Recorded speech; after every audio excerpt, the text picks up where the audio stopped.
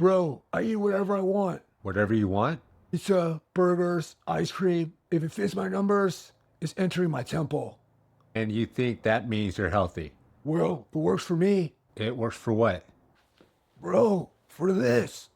Okay, but having abs doesn't tell you exactly what's going on inside your body. On my body. Bro, my abs are on the outside, so everybody can verify the results. That wasn't my question. I feel like the evidence is making you a little uncomfortable. What's going on? It's your boy, Fa Sho. You know how we do.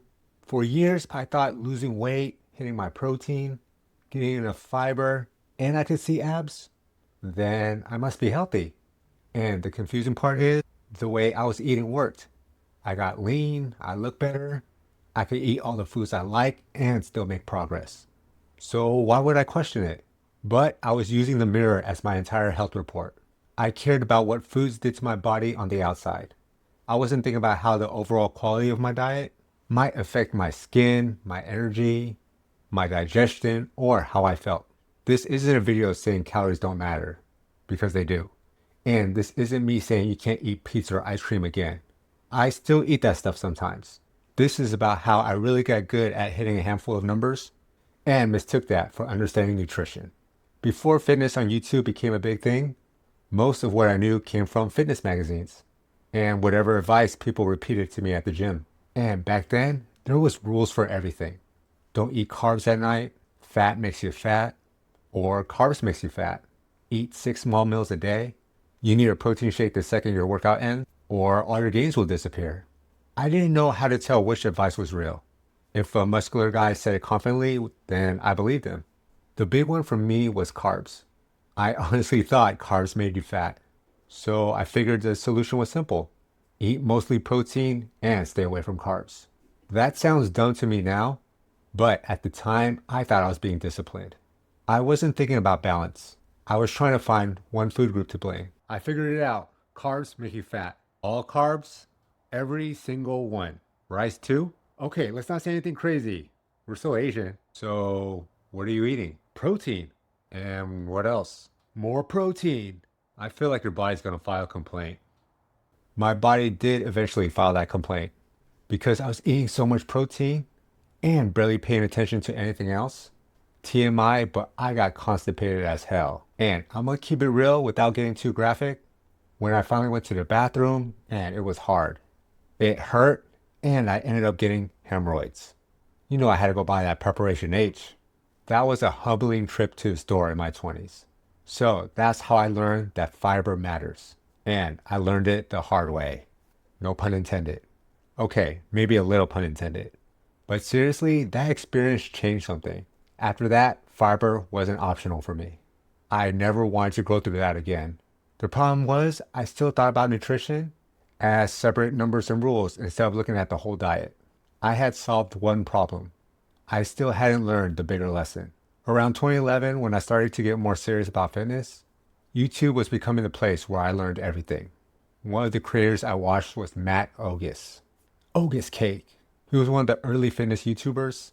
I remember talking about macros and showing that getting lean didn't require boring chicken, broccoli, rice at every single meal.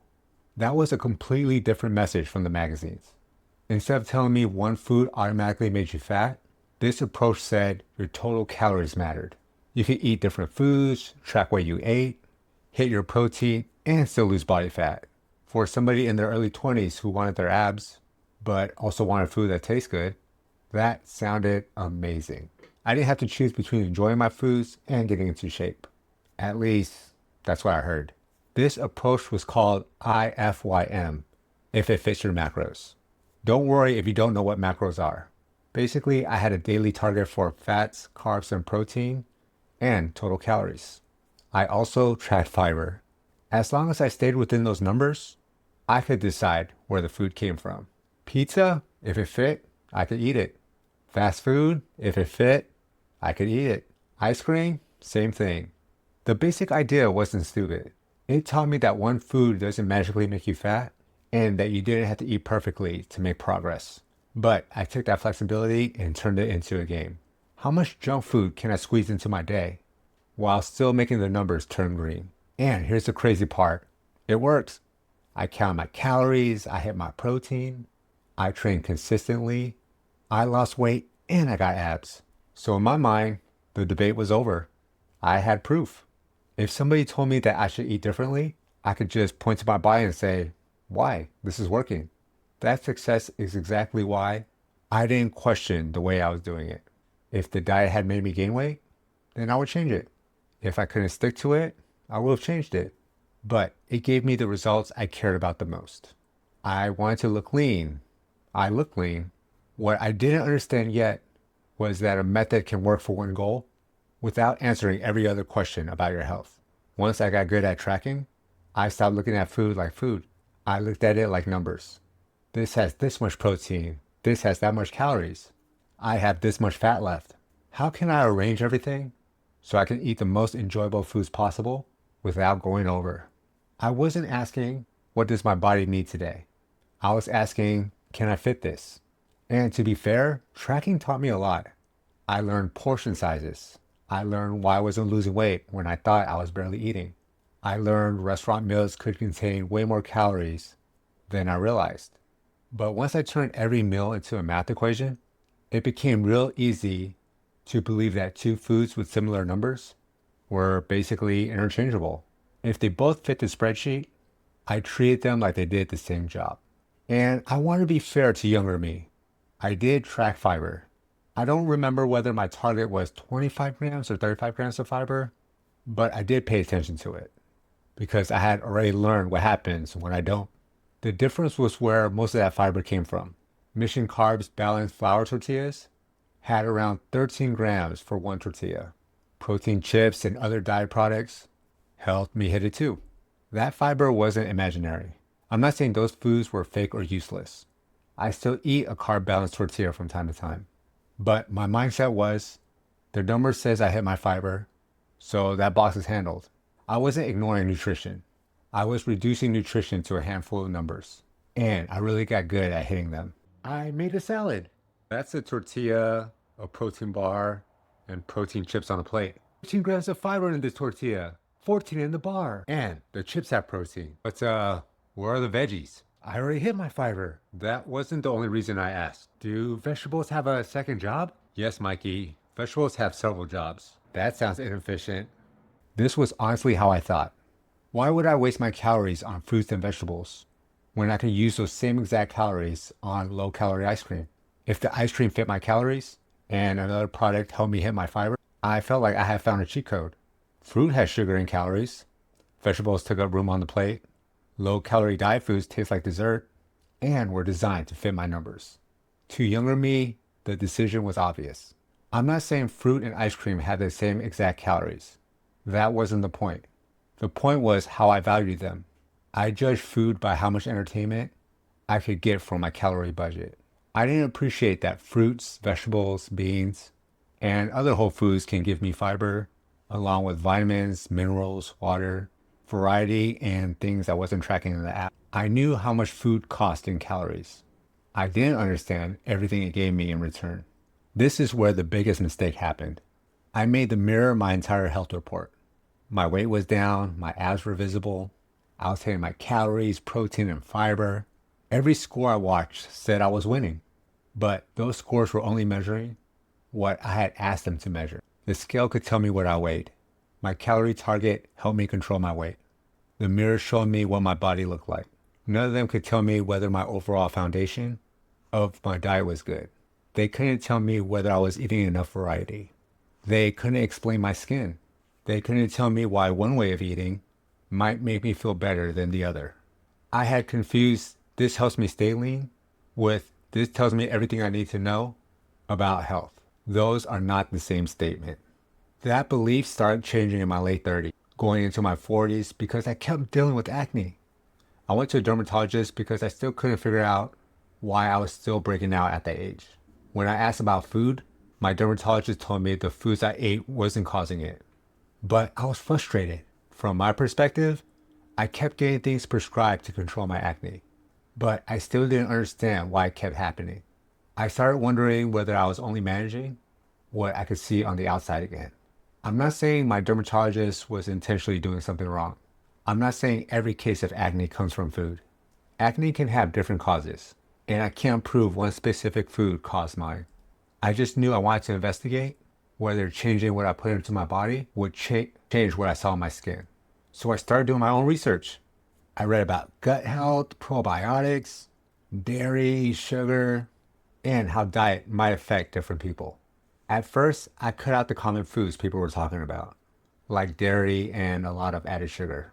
Eventually, I simplified it further and started eating fewer processed foods overall. I still ate rice. Hey, I'm Asian. Rice was not leaving the building.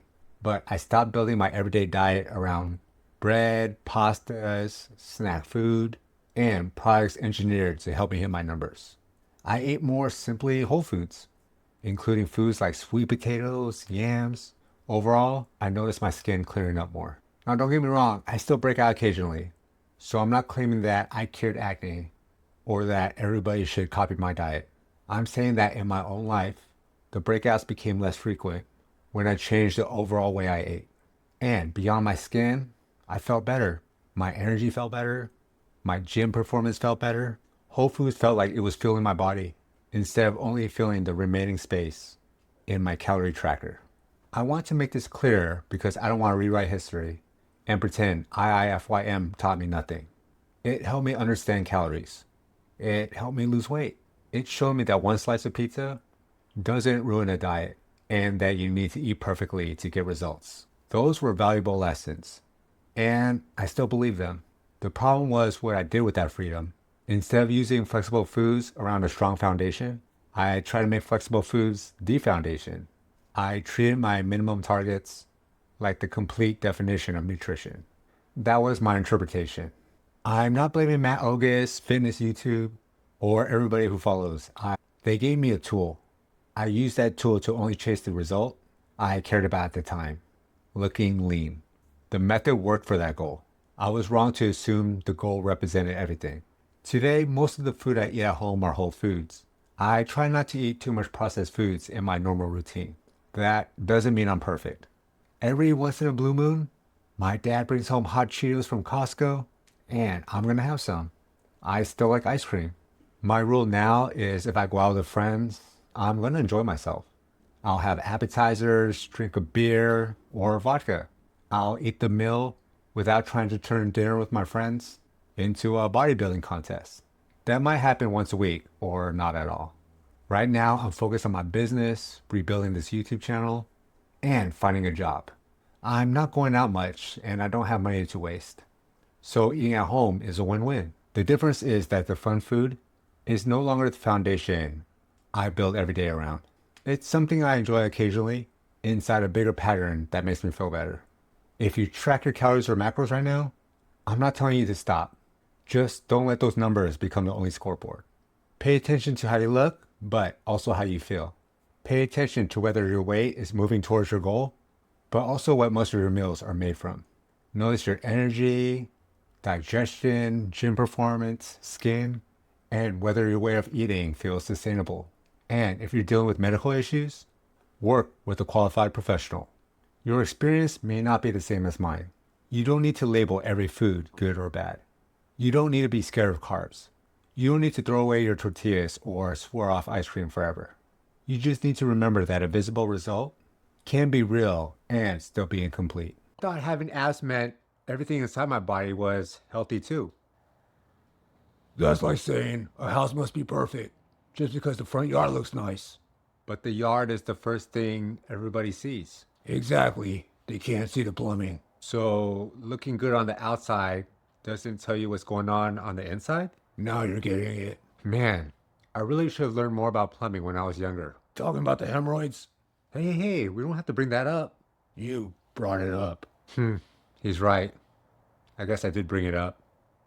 For a long time, I thought I had nutrition figured out because I could manipulate the numbers and get the body I want. I wasn't completely wrong. Calories mattered, protein mattered, fiber mattered. The mistake was believing that hitting those numbers and seeing those abs told me the whole story. Now, I still use what I learned, but I use it differently. Most of the time, I build my diet around whole foods that make me feel filled. And when I go out with friends or want some ice cream, I enjoy it without acting like I destroyed my whole health in one meal. So here's one thing I want you to try. Look at what you ate yesterday and ask yourself, was I only hitting my numbers, or was I giving my body a solid foundation? You don't need a perfect diet. You just need more than one scoreboard. Being lean was one result. It was never the whole definition of being healthy. I used to think the mirror was giving me an answer. It was only giving me one piece of information. Getting older has taught me that taking care of myself includes the things nobody else can see.